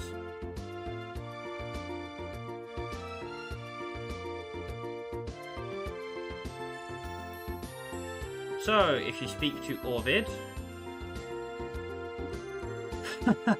Is that really all? I carry this much with me on a daily basis. What? Seriously? You want to talk coincidences? How about we help one another out? I would ask each of you before you ask me. This is perfect for both of us. I'll be happy to provide you with the ingredients if you'll introduce me to the manager of the Enterose. Alright, we can totally do that. It's a deal then. Oh my, yes. The quality is just fine. Let me take those right now then. That's a big help. Takes care of all the hardest to find ingredients all at once. Indeed it does. The remainder will have to fall to you though. No problem. We can handle the rest. Even so, Mr. Orvid, I must say I'm impressed with your store of ingredients. Haha, but of course. I specialize in the handling of the finest ingredients on the continent. My selection certainly isn't what you'll find at the corner market. Should you require anything else, please contact me at any time. I'm sure I will. I'd like to introduce you to the head chef. He's busy at the moment. Do you have a little time to wait, perhaps? Of course. I'll be happy to wait as long as it takes. Let me go find a seat. The rest of the ingredients should be very simple to get. And good luck with the rest of it, everyone. So...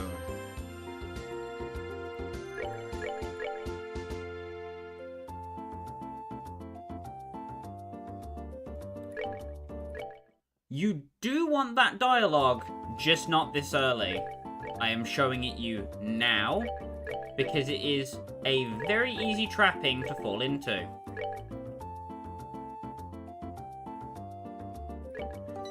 First and foremost, you want to gather all the ingredients you can on your own, including the monster ingredients. As nice as it seems to have Orvid helping you with the stuff you're missing, you do not want him to, otherwise you will lose BP. But you do need to make sure that you speak to Orvid instead of going and handing the ingredients back to Gwen for rarest flavor. You will only be able to talk to Orvid and initiate this conversation if you have accepted the rarest flavor quest. If you have not, he will simply not talk to you. Or he will instigate that he wants to talk to Enterose, but you don't have any business there, so you can't help him.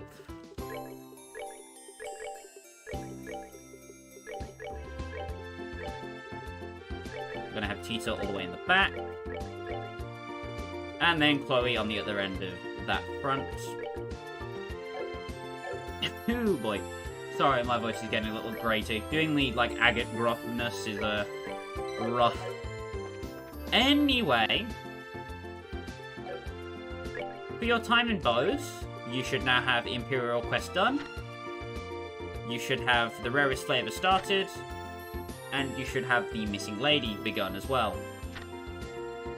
Next, we want to head out in the direction of Nebel Valley because we're missing bird eggs. If you are missing something else, then don't worry, it's perfectly fine. Just make sure you take notes on what you do need.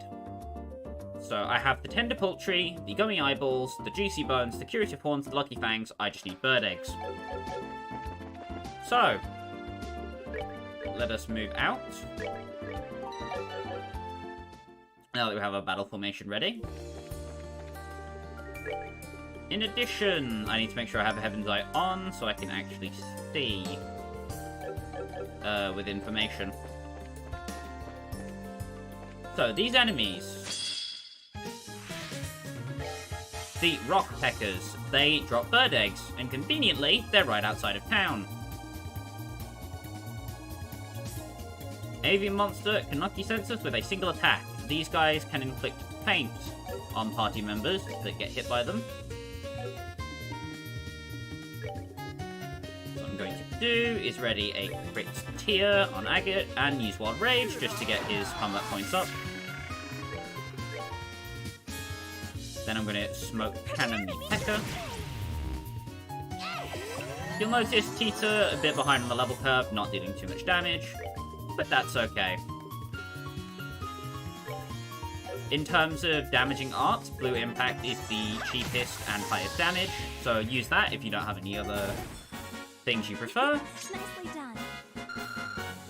And there we go. I do hope the audio balancing has been okay so far, because I have had to sit away from my mic a little bit. Anyway. Mad Ropers are similar to the shelled enemies that we found inside of the Esmelis Tower and on the coast of Ruan, where they split after taking damage, or too much damage. They will divide and waste their turn, but they will make an extra enemy for you to deal with. Mushroom Snakes can inflict poison. If you have silver chains, that's a non-issue. Rock Peckers, we've already been over. Simply have Agate dispose of the Rock Peckers, or the enemies that you need to get the drops from.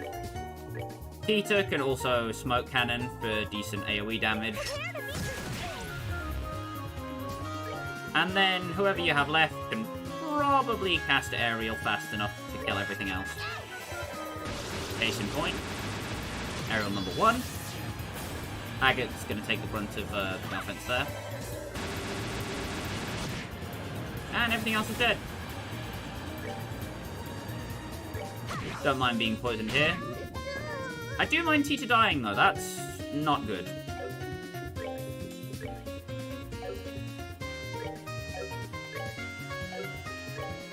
Anyway, die. That's not death. That is not the die. Bonk.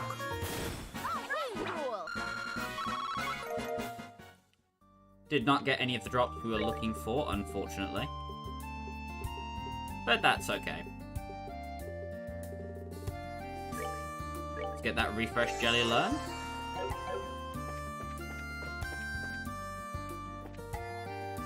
I just need to wait for this one to turn around. Halo moles drop dumplings, which is for fishing, and monster carapaces. Monster carapaces aren't particularly useful for anything we're doing at the moment, but it will be handy later. Pop an aqua bleed on him, and boop. Well, that takes care of that. Gotta get all of those sweet, sweet loots. And Wisdom is an enemy that you can find in this area. If you are going to fight a Wisdom, save your game. Wisdom! Drop skull pendants, which are going to be absolutely vital for the next chapter, I believe. Or it's the end of this chapter, I don't remember which. You are going to want 4 of these, no matter what you're doing. No matter which difficulty you're on, you want 4 skull pendants. Trust me. Anyway, onto the Wisdom itself. It has strong arts and strong physical defense. Come on. However, the Wisdom is susceptible to a lot of baloney that we are capable of dishing out. Unfortunately, we don't land the blindness, but that's okay. Watch the blue impact damage. Not as good as it could be, because of that really high arts defense, like I said. Either way, spamming arts is usually enough to get the job done here, and this is no different. Spam your flavor of damage. Although this thing is horrendously tonky for almost no reason.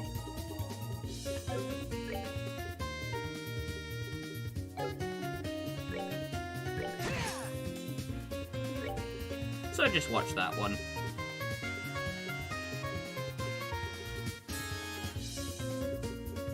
Estella's like Omega dead, if she gets hit.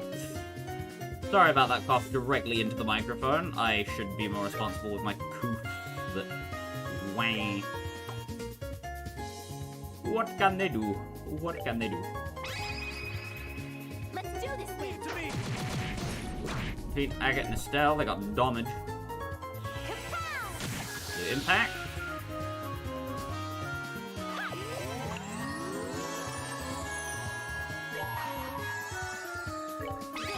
And between Agate and Estelle, this should be done so. Bonk. We got a draw. HP 4, HP 4, HP 4. Come on. It's okay. I needed one of them. So, the Skull Pendant prevents death blows. I already have enough. You may not. If you do not, now is a good opportunity to farm them.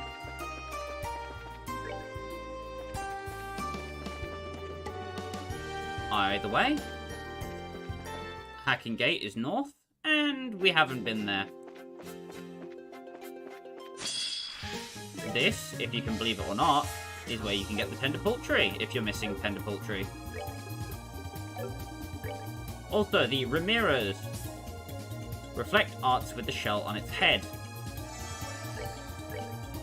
This is one of the particular reasons why Tita is good for this area, if yours actually does damage. Jesus. Agate, please kill it. Uh-oh. This could be a problem. However... Uh-oh. Uh-oh. Uh-oh. Uh-oh. Okay, now this is a problem, actually. Oh, God. Oh, dear. So, the Ramiras, if left to their own devices long enough, spawn these jerks. Pressvelgs. Unlike the Firebirds that we found inside of some of the other dungeons, Pressvelgs do not care about your feelings, or their affinity to water Sepith. They will just dome you regardless. So generally, avoid the death. Don't poke the birds.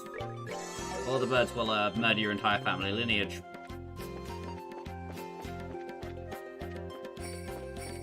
Either way, shimmying up the road to Haken Gate doesn't take too long.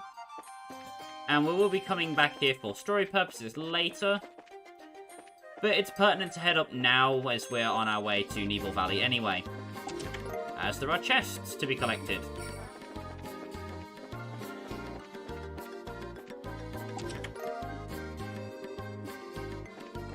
This chest is better than others. Why? Secret. But we'll tell you, if you put what you took back inside. No banana. So we approach the Erebonian border and Haken Gate.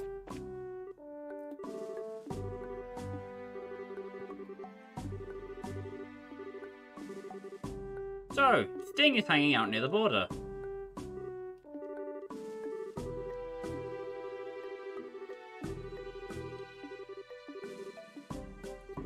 He is a man of few words, but he gets his job done, seemingly. If you are doing all of the food questicles, there is Fevered Gaze. A manly dish, so manly it has an eyeball in it. And there's also herb sandwiches if you didn't get them at the start of the game for some unknown reason. I don't know why you would have missed it, but if you did, they're not that mean on the missability of that recipe. Let's go check out the jail, shall we, seeing as we're here. Ah, the cells we spent so many moons in with Olivier. Time sure does fly. Soldiers here don't have anything particularly interesting to speak of, but in his office, General Morgan. Ah, Cassius's daughter. Heard about what you did in the capital? Good work. Schwartz's report mentioned another society agent of a disturbing nature. Yeah, it was a pretty big problem, but we managed to fix it. Yeah, got pretty hairy. I imagine. From the reports, the members of this society are fearsome foes indeed. We will need to be ever more on guard. Out of curiosity, I take it you'll be operating in this region for the time being. Yeah, that's the plan. Right now we're helping out the city with Bose with some trouble making monsters. I see. Monster hunting. Excellent. However, should anything happen, do not hesitate to contact the army. Our cooperation with the guild is based on a mutual trust, especially when it comes to certain groups of undesirables. If anything happens, we'll send word through the guild. No complaints then, right? Yes, that will suffice. Make sure not to bite off too much.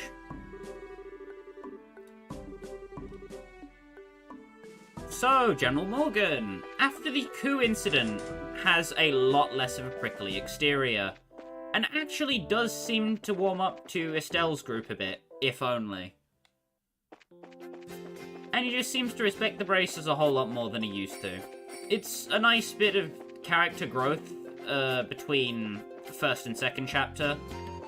And it's just another thing I love about the Liberl games, and all Trails games in general, really, is the extensive world building that you may not even find over many playthroughs because of how in-depth the world of, well, the Trails series actually is. Just the sheer insane amount of different people to talk to and how they evolve over the course of the entire almost 20-year-long running series, because this game came out in... First chapter came out in 2004, so in 2 years' time, I believe? I don't remember the exact month, but the Trail series will have its 20th anniversary, and that's kind of weird to think about, honestly. It's a little bit awe-inspiring, though. So awe-inspiring that I get back attacked by every enemy I look at.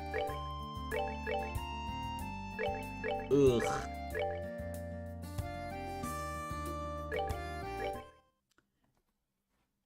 Anyway, autosave to your best friend, yada yada yada, blah blah blah.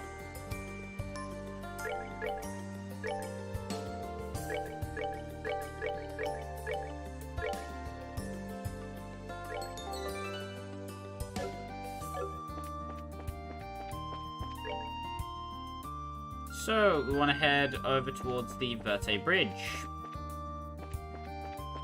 Careful of the enemies along the way. If you see more than 2 wisdoms, just run. Just run. Wisdoms are ridiculously strong and not something you can deal with in groups. Unless you somehow land the blind of a miracle, you are not going to be able to deal with them. Use the encounter to get your combat points up, because they do have fairly slow starts, and then run away.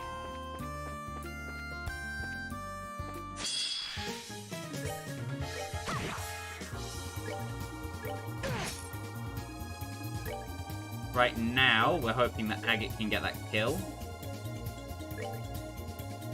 Unfortunately, his turn doesn't come up fast enough. We're good to go.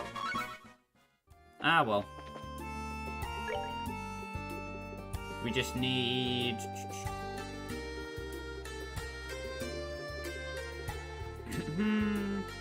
Where are my bird eggs?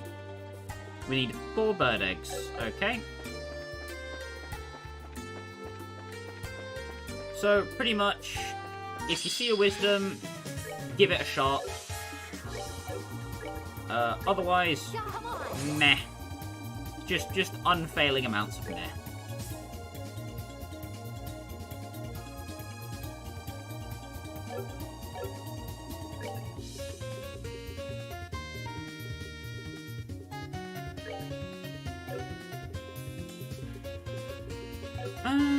Thinking.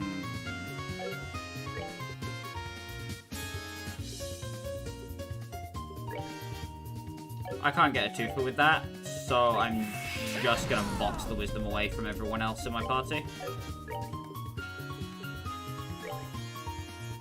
I'm gonna go for the flare arrow and the blue impact. Could do a shadow spear, but I believe it's immune to instant death. or these specific wisdoms are immune to instant death. Yeesh!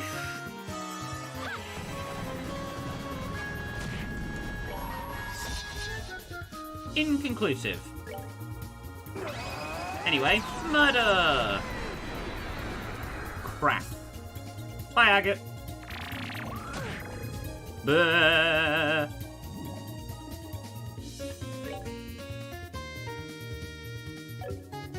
Yeah, no, that's bad. That's just a million flavors of uh-oh and no. Fortunately, Ingenuity is regenerating EP as we walk, so it's not too big of a deal.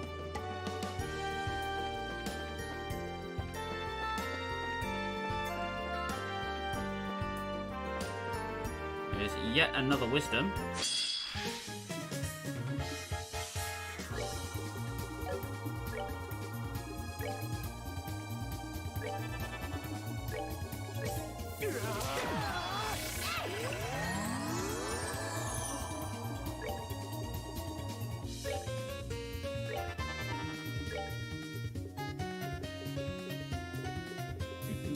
Where the hell is my blue impact? Slam this drug face.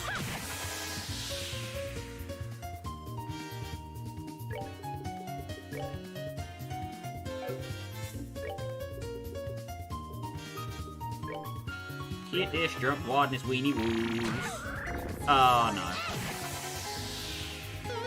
Well, the badness of the bad has come out to play. Now I am scared.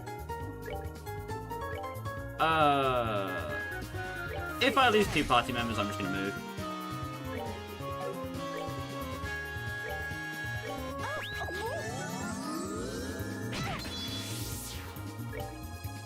Oh boy. I should be okay in air quotes. Like, very, very massive, exaggerated air quotes.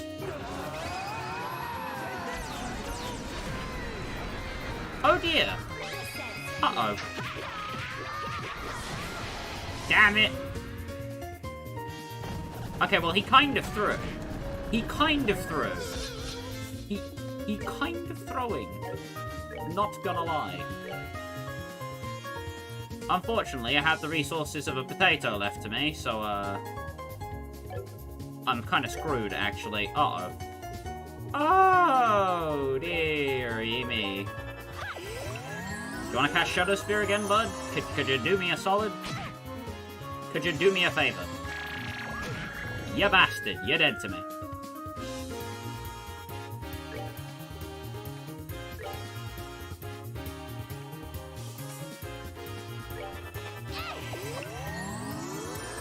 Alternatively, the rock peck did itself. Nope. You ready for this? And we die. Well.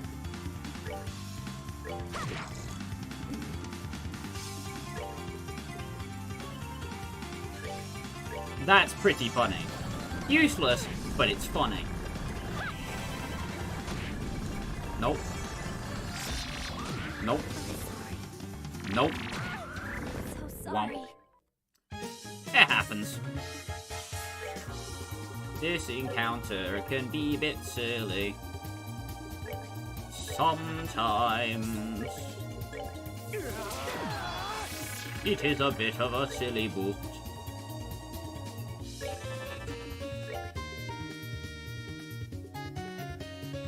Of course, the heel turn is the one that gets the funny thing. Why would it be anything else?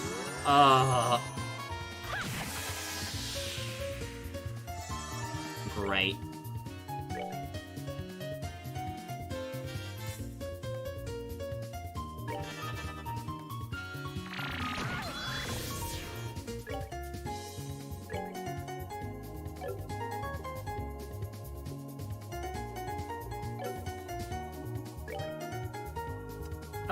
Thinking. Oh, okay. Brain is processing the least throwable move. Please work. Yeah. Well, he woke up and went immediately back to sleep. Boy. What is, and I repeat, what is your major malfunction, brother?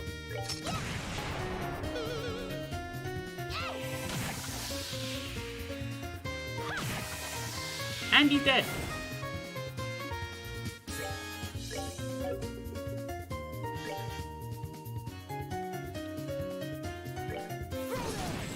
Not sure how badly I want to fuck with that crit, though.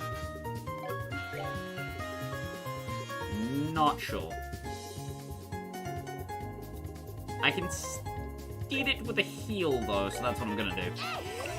Yippee! And he left. What a pussy. Please tell me that was a HP 4 and not a skull pendant. No! It was a skull pendant. Damn it. Oh well.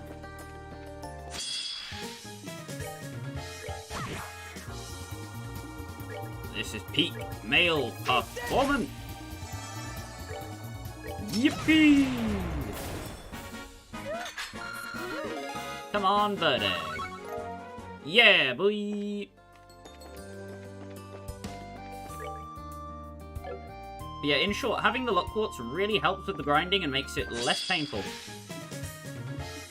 This encounter really sucks. Can I stop getting it, please?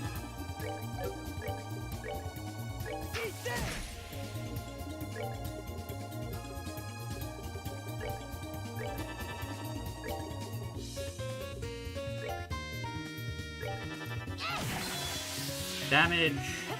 Damage. Damage.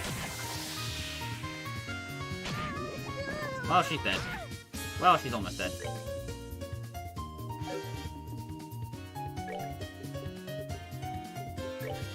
Well, it is dead. Well, they are dead.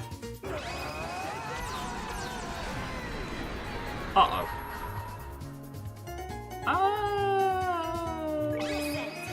Quick, hit the panic buttons! Ah! Panic button, panic button, panic button, panic button. Yippee! Ah! Damn you, child, stop being dead! Damn you, Chloe, stop being dead! Damn you, enemy, stop being alive! Stop breathing, please and thank you. Anyway, they are, for lack of a better word, Foobar.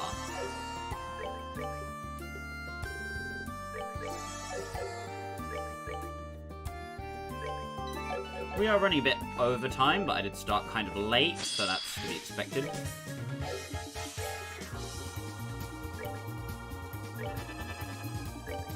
Gonna Wild Rage, just fill up Agate's PP, le combat point.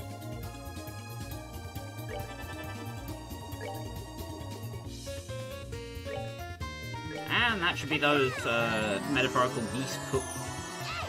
Geese? They don't look like geese. Not really. They look kind of like dodos, but with very long moustachy beards. Or like, not beards, like whiskers, I guess? I don't know. Anyway, yippee! Level ups. And I get 2 earthworms, the one drop I do not want from them. Buggers. I also don't have anything I can get from that encounter, so I don't care. And there is our destination, Nebel Valley. Wow, this is really easy and unfair. I say before I die imminently to a stray bullet from a rockpecker. Womp. Nicely done. Not more earthworms, damn it! More bird eggs. Give me eggs, damn you. Eggs, not murder.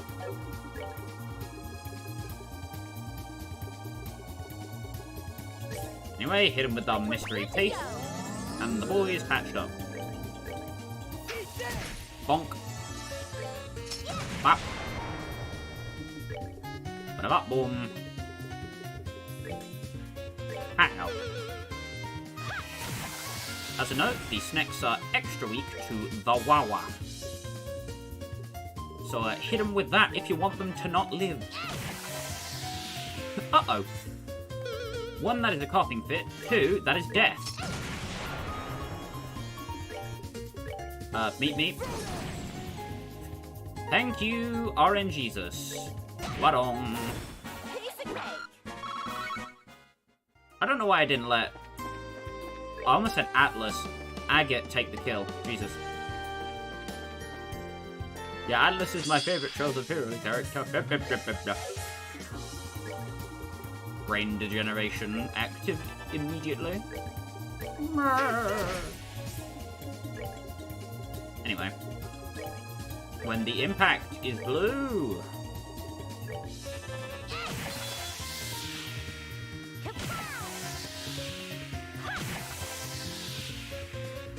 And now I beat you to death. Bonk. And now I gun you to death. Oof. And now I kill you again. Yippee! No drop. It's okay. Either way, next time on Trails in the Sky 2nd chapter, we'll head further up into Nebel Valley, and hopefully we'll deal with that ghost epitaph that's out here. Stay safe, thanks for watching the stream. The likes and the comments would be appreciated, but obviously are not necessary. Your viewership is enough. The fact that people even come out to watch me play this game is a miracle in of itself. Stay safe, guys. And hopefully I will see you next time. Next Monday. Bye-bye.